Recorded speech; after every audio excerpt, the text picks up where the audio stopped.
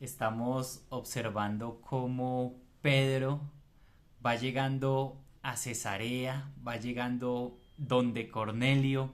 Cornelio ha tenido una visión, Pedro también. Bueno, ¿y qué le diría Pedro? ¿Será acaso que el evangelio que iba a decirle a las personas gentiles que le estaban esperando era diferente? O más bien, como se llama esta reflexión, el Evangelio es el mismo en todo lugar. Acompáñeme, por favor, querido hermano, querido amigo, allí al libro de Hechos. Sí, estamos en Hechos de los Apóstoles o Hechos del Espíritu Santo, como usted prefiera llamarlo. Hechos capítulo 10 y vamos a entrar en el versículo 34, porque allí ya está Pedro en casa de Cornelio. Allí ya Pedro va a abrir su boca y es precisamente así como empieza este versículo. Entonces Pedro, abriendo la boca, dijo. Bueno, los escritores cuando utilizan esta fórmula y dicen abriendo la boca, indica que alguien va a decir algo con un contenido importante. Es decir, tomó la palabra. Allí está Pedro, enfrente de muchas gentes, y él toma la palabra. Y es la primera vez que Pedro va a predicar a un auditorio gentil. ¿Y qué le diría? Vamos a observarlo. Y recordemos, el Evangelio es el mismo. Dios no hace acepción. Mire lo que dice. En verdad comprendo, él estaba expresándole a ellos que él ahora comprendía que Dios no hace acepción de personas. Cuando empieza su discurso de esta manera, él está superando todo tipo de discriminación. Y dice, ahora en verdad entiendo. Bueno, ¿qué pasa? Él está entendiendo que Dios no eleva los rostros, que Dios no muestra favoritismo, que, como lo decía Deuteronomio 10:17, Jehová, Dios de dioses, Señor de señores, es Dios grande, poderoso y temible, que no hace acepción de personas ni toma cohecho. El judío, pero también ahora el judío que le acompañaba, esos varones que iban de compañía, pero ahora los gentiles necesitaban un cambio de mentalidad en la relación con ese trato con Dios, en relación al trato que Dios daba a los hombres. Y él le está diciendo aquí, comprendo, entiendo que Dios no hace discriminación de personas, que Dios no eleva los rostros, que Dios no muestra favoritismo con ninguno. Y dice 35, sino que en toda nación se agrada del que teme y hace justicia. Bueno, cuando el hombre teme y hace justicia, le agrada, pero la Biblia también nos muestra una verdad, la verdad mayor es que no hay ni un justo, que cuando alguna persona está actuando el Espíritu Santo en él, entonces lo está conduciendo al camino de la vida, que es Dios quien dispone los corazones. Entonces esa gracia no está orientada solamente a unos, sino a todos. Y entonces, cuando Dios está capacitando ese corazón, viene la respuesta personal de fe de esa persona. ¿En cuanto a qué? En cuanto a temor y justicia. Entonces, por eso Dios dice que se agrada de ello. En el versículo 36 empieza a decir quién es el que manda el mensaje. Y es Dios, dice, Dios envió mensaje a los hijos de Israel. ¿Cómo lo hizo? Anunciando el evangelio de la paz por medio de Jesucristo. Este es Señor de todos. Ese era el mensaje. El mensaje que da Dios a los hijos de Israel. Y que esos hijos de Israel deberían llevar. Por ejemplo, usted recordará a Felipe. Felipe quizá proclamó el evangelio por toda esa zona costera y probablemente en lugares como Cesarea. Ahí estaba. ¿Qué dio Dios? Envió el mensaje anunciando el evangelio de la paz. Sí, era el mismo anuncio de los ángeles cuando Jesucristo nació. Paz y buena voluntad a los hombres. Ese era el mensaje del Evangelio. En la última cena Jesús dijo: la paz os dejo, mi paz os doy. Un mensaje de reconciliación. Y aquí dice clarito, ¿cómo es esa paz? ¿En quién está el Evangelio? Es por medio de Jesucristo. No hay otro. Es por medio de Cristo que tenemos la entrada. Es por el Espíritu, al Espíritu Santo y al Padre.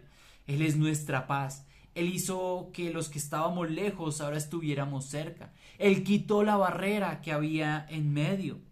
Y ahora es Señor de todos. Dice, este es Señor de todos. Es Salvador de todos también. Mientras que algunos, como Judas y como otros judíos, decían, este es un malhechor. Aquí estaban los apóstoles dando el mensaje correcto.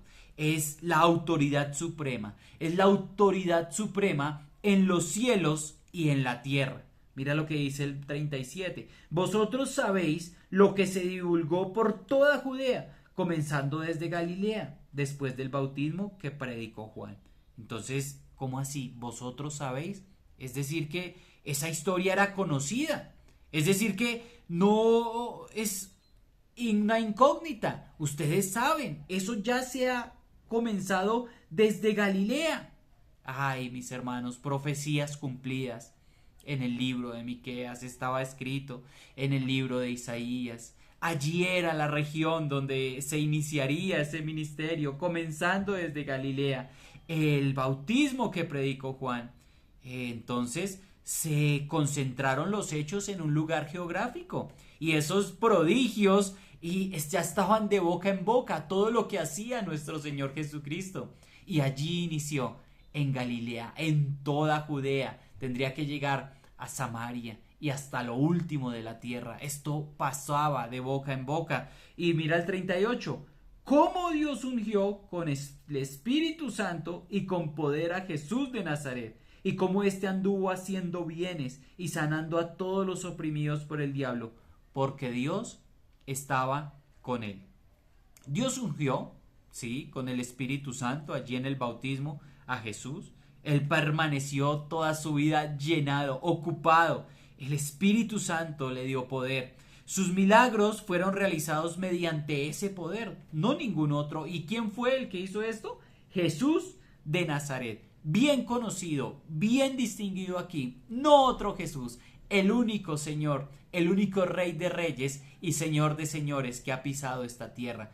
Jesús de Nazaret. Y allí estaba, con su naturaleza humano-divina o divino-humana, como usted lo quiera a poner. En su divinidad no necesitaba poder, es Dios, pero en su humanidad sí. Así es de que necesita ser llenado, ocupado por el Santo Espíritu. Y anduvo manso, humilde, apacible, haciendo milagros, devolviendo el orden natural de las cosas, haciendo lo que solo Dios puede hacer. Ahí ese estaba ahí el testimonio de Jesús de Nazaret, sanando, haciendo bienes, sanando a los oprimidos por el diablo. ¿Por qué? Porque Dios estaba con él. Mira el versículo 39. Ahora se incluye Pedro. Y nosotros somos testigos de todas las cosas que Jesús hizo en la tierra de Judea y en Jerusalén, a quien mataron colgándole en un madero. Ellos fueron sus compañeros, ellos recibieron el apostolado, ellos vieron, oyeron, ellos vieron que también le mataron colgado en un madero. El Señor les está recordando por medio del apóstol que Él fue, sí, que Él fue quien se hizo maldición para que nosotros fuésemos justificados, para que ellos que estaban escuchando el Evangelio fueran justificados. Y recurre aquí a lo de colgado en un madero. ¿Por qué no habla de crucifixión? Habla de colgado en un madero para recordarles que esa maldición había sido paga allí en la cruz. Y entonces él está diciendo también que fue colgado en un madero, pero en el 40 dice: a este levantó Dios al tercer día e hizo que se manifestase. Y se manifestó no a todos, como dice el 41, no todo el pueblo, sino a los testigos que Dios había ordenado de antemano, a nosotros que comimos y bebimos con Él después que resucitó de los muertos. Qué alegría, querido hermano, querido amigo, saber que tenemos una certeza poderosa en estas palabras. Se presentó a mujeres, se presentó a apóstoles, se presentó a más de 500 hermanos. Esto es un número grande para decirnos que el testimonio de la resurrección es firme, para que esas dudas que quizá usted esté teniendo sean afirmadas con la palabra y sean llenadas con la fe. Y también el 42 dice que nos ha dado un mandato. Mira el mandato.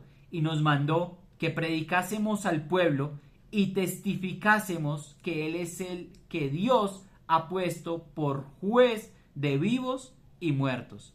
Ay, mis hermanos, mis amigos, Él es el que Dios ha puesto por juez de vivos y muertos.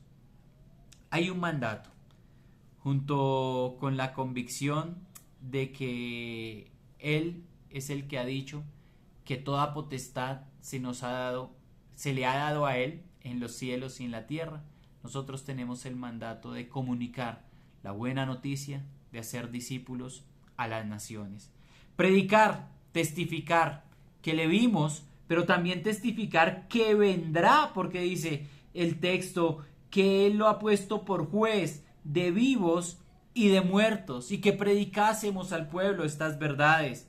Mira el versículo 43. De este dan testimonios todos los profetas, que todos los que en Él creyesen recibirán perdón de pecados por su nombre. Qué precioso esto. El saber que el Evangelio es el mismo, que no hay acepción de personas, que cualquiera que sea la circunstancia que se encuentre un pecador, por la fe en Cristo será salvo. ¿Una noticia mejor hoy? ¿Una noticia mejor esperas? Lo repito, cualquiera que sea la circunstancia en que se encuentra un pecador, si este pecador pone la fe en Cristo, será salvo. ¡Qué gran noticia! Ese es el Evangelio real que nos muestra la Escritura. Creyendo que Cristo vino, fue colgado en un madero y resucitó al tercer día.